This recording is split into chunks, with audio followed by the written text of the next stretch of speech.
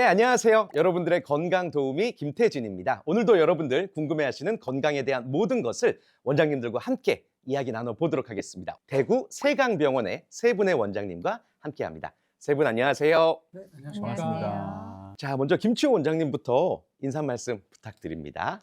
네, 저는 세강병원 외과에서 갑상선 외과를 담당하고 있는 김치호 원장입니다.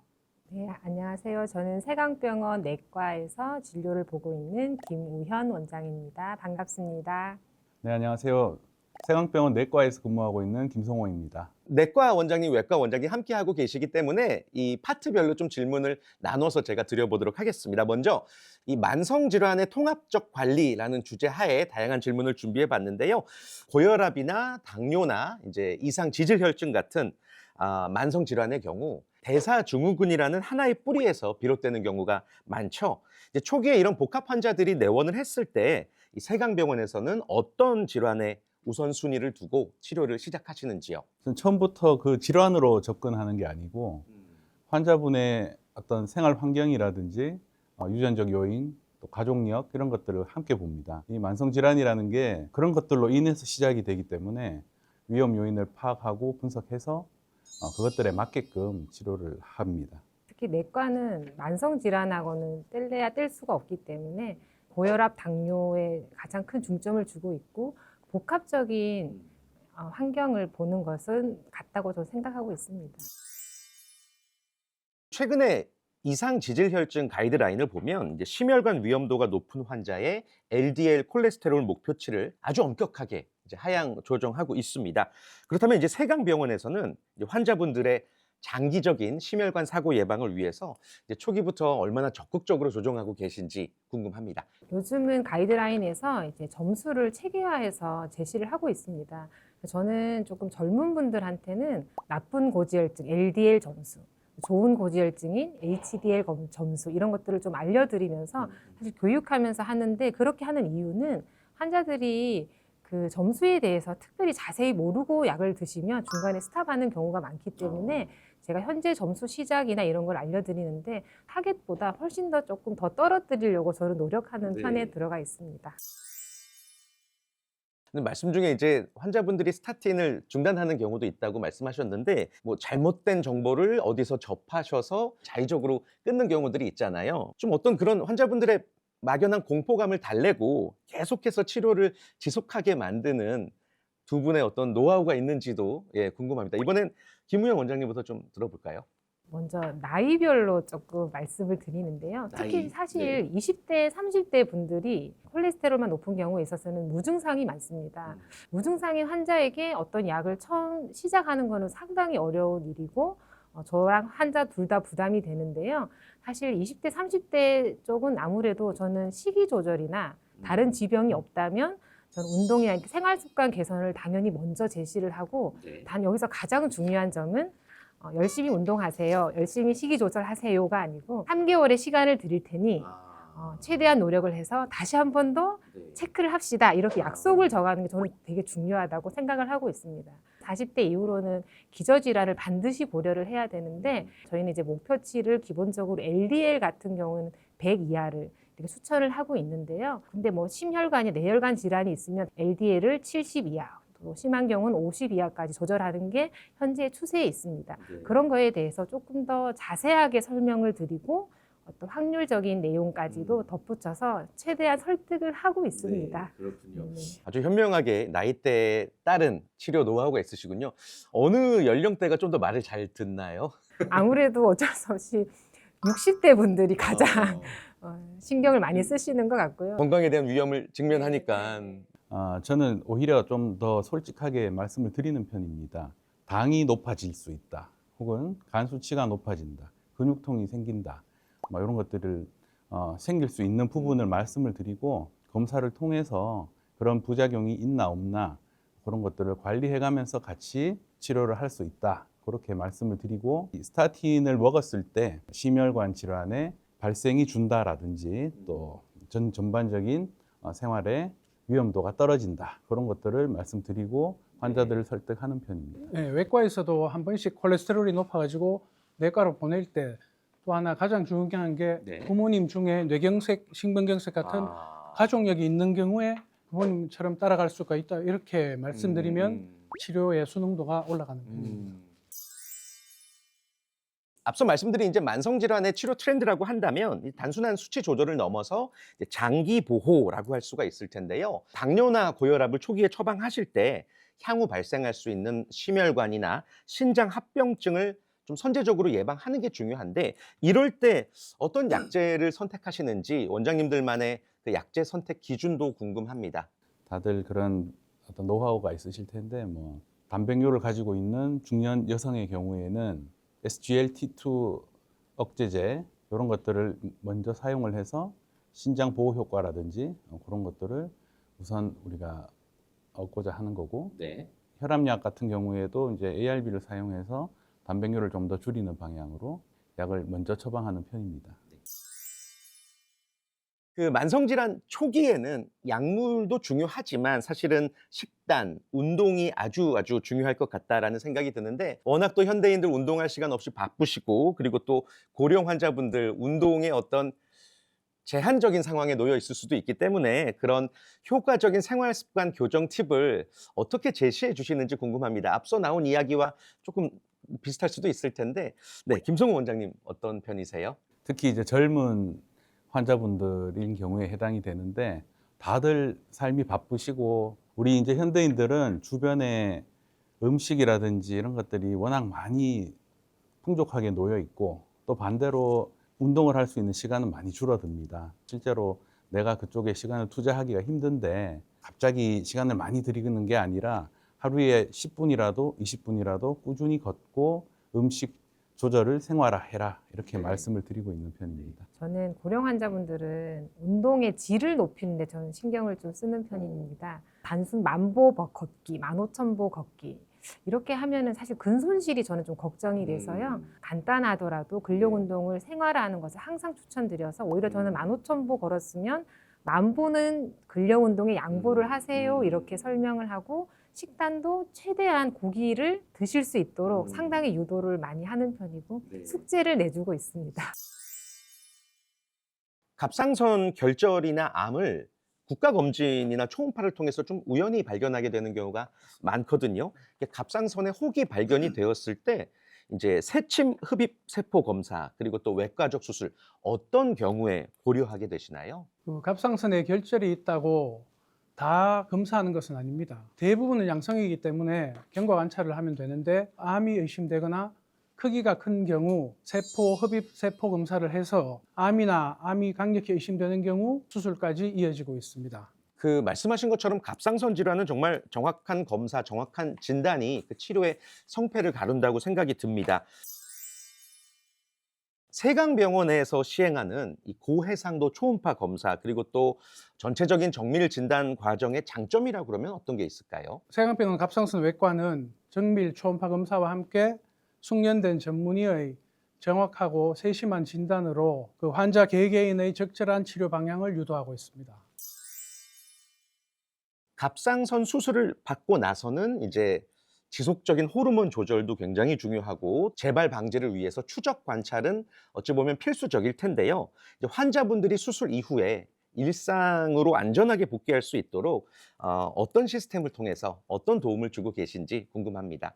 네, 세강병원은 수술이라는 단기적인 치료에 그치지 않고 환자의 호르몬 상태와 장기적인 추적 검사를 통해서 빠른 일상생활로 회복하도록 유도하고 있습니다. 수술 범위와 치료 그리고 호르몬 수치를 관리해 가면서 훌륭한 치료가 될 수 있도록 도와드리고 있습니다. 아까 녹화 전에 원장님께 여쭤봤잖아요. 저희 아내가 갑상선 암이 의심된다고 해서 바로 다음날 큰 병원으로 갔었는데 그 찌르는 검사 네, 자, 예, 네. 미세침 흡입 네, 네, 세포 네. 검사. 거기서 이제 아니라고 그래서 저희가 엄청 마음을 졸였다가 놨거든요. 혹시 그 상태에서 또 암으로 발전할 수 있는 가능성도 있는지 그리고 또 그런 경우의 환자들은 어떤 생활 습관이 중요한지 여쭤봐도 될까요? 일단 암이 의심됐기 때문에 세포 검사를 했고 네. 그리고 나서는 보통은 6개월 정도 있다가 다시 한번 해보고 6개월. 네, 그리고 네. 그 다음에는 1년에 한 번씩 검사를 해서 한 2-3번 해서 아니면 암으로 발전할 가능성이 떨어지지만 그래도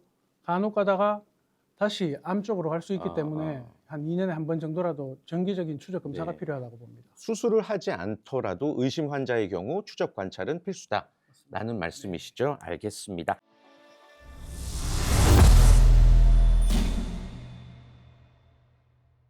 자, 지금부터는요, 이제 세강병원에 대한 이야기 좀 나눠보도록 할게요.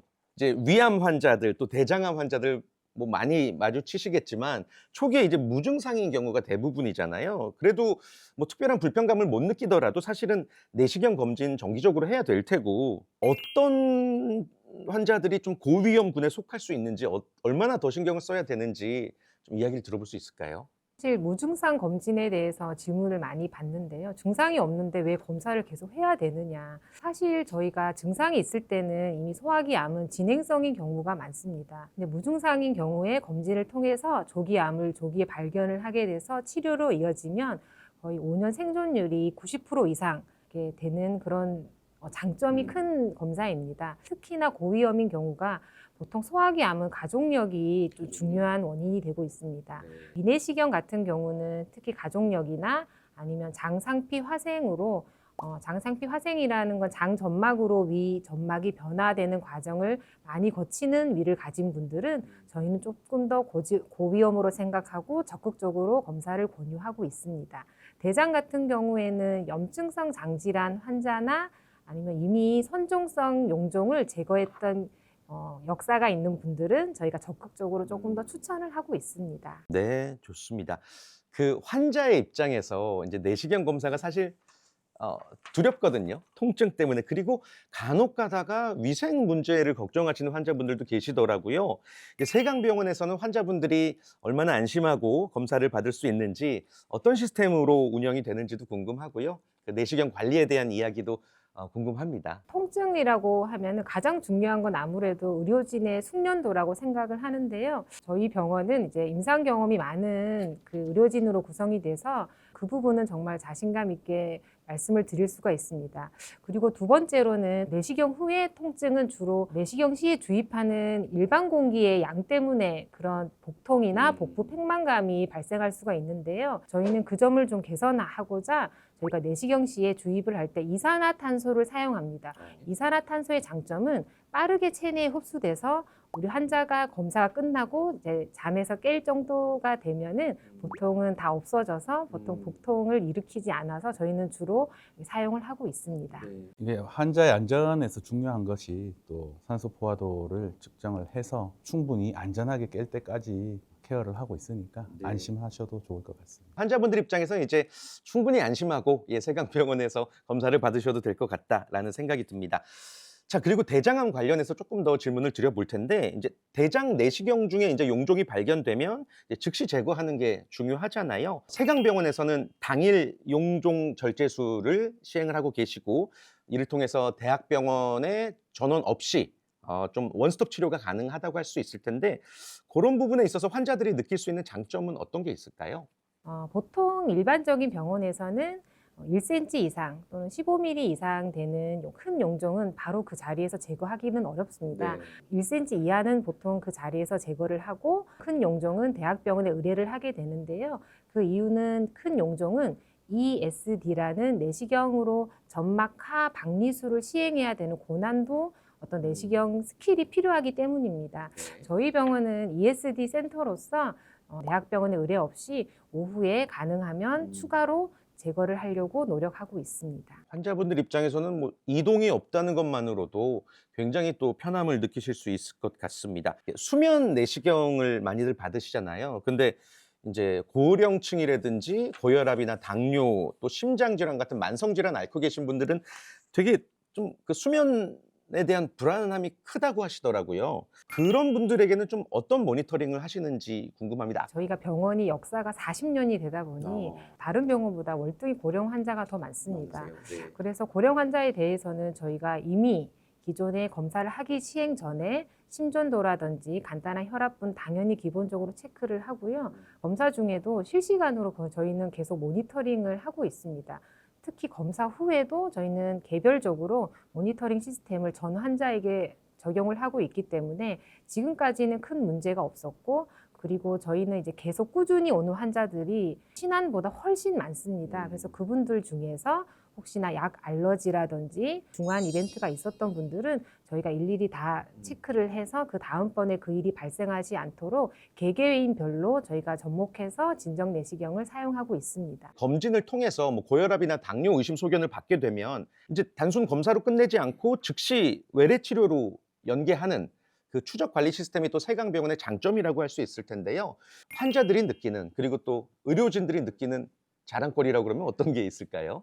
저희 병원은 검진 특화된 병원이긴 하지만 사실 진료 중심 병원입니다. 네. 치료로 이어지는 것을 가장 첫 번째로 생각을 하고 있기 때문에 최대한 이제 검진을 하고 그 문제가 있는 분들은 저희가 그 자리에서 바로 각 과로 연계를 해서 바로 치료를 할 수 있도록 최대한 도와드리고 있고 저희는 전문의가 거의 설명을 다 하고 있어서 그 점에 있어서는 저희 병원의 가장 큰 장점이라고 저는 생각을 하고 있습니다. 이제 신속한 협진 가장 큰 또 자랑거리라고 할 수가 있겠군요. 뭐 바로 연결해서 질문을 좀 드려볼 텐데 우리 김치호 원장님께도 궁금한 게 대부분의 환자가 내과 질환이랑 외과 질환을 동시에 겪게 되잖아요. 그래서 뭐 대사증후군이 있는 환자가 갑상선 질환이 동반되는 경우도 있고 이제 내과를 통해서 외과로 올 때 이런 신속한 협진의 장점은 현장에서 누구보다 잘 느끼실 것 같습니다.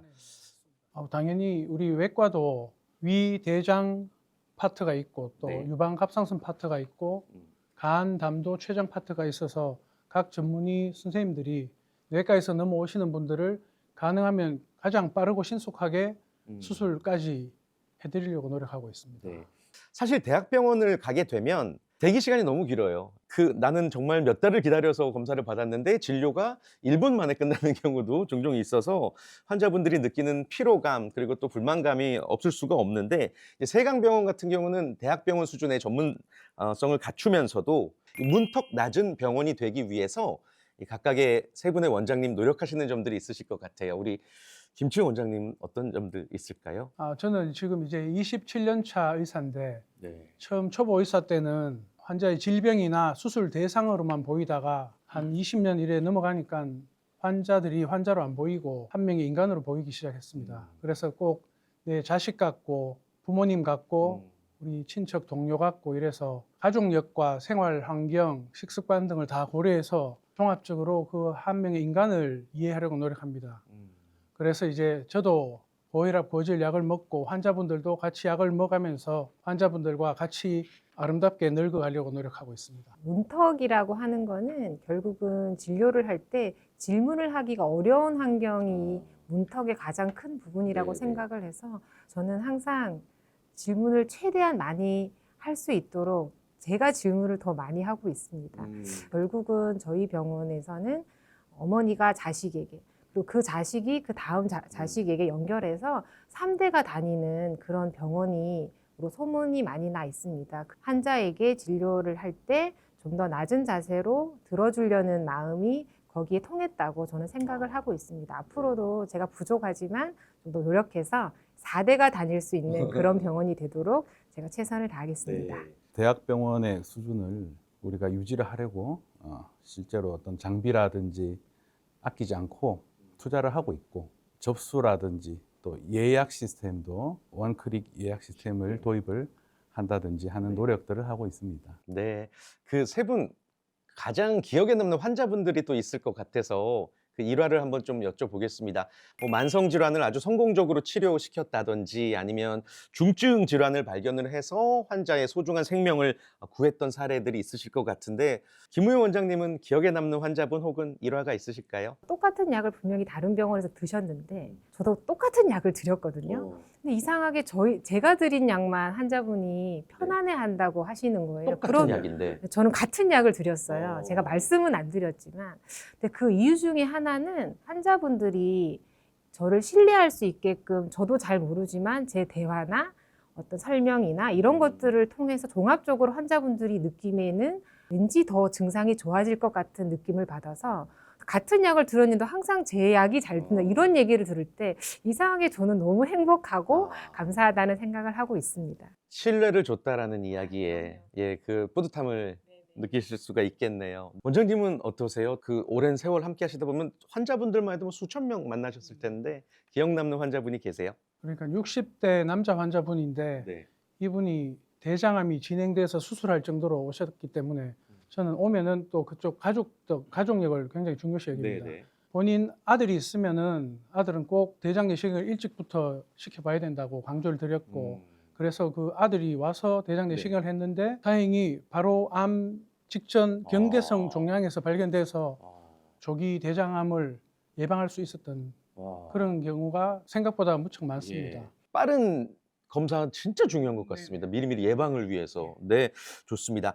자, 끝으로 세 분께 우리 병원이 이 지역에서 어떤 존재로 자리 잡기 원하는지, 그리고 또 앓고 있음에도 불구하고 병원 가기를 망설이시는 분들, 그리고 또 일상생활 습관이 무너져서 건강이 우려되는 분들에게 끝으로 하시고 싶은 말씀 모두 전해주시면 감사하겠습니다.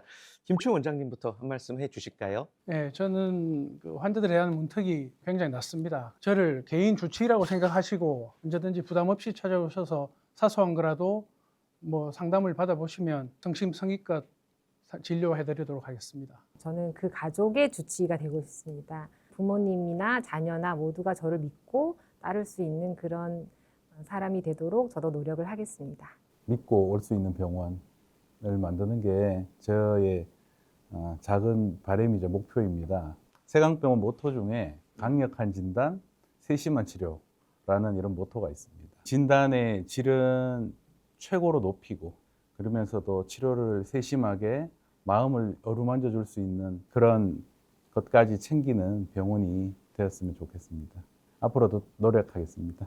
친절함이 있는 대구 세강병원의 세 분의 원장님과 함께했습니다. 오늘 귀한 시간 감사합니다. 감사합니다. 고맙습니다.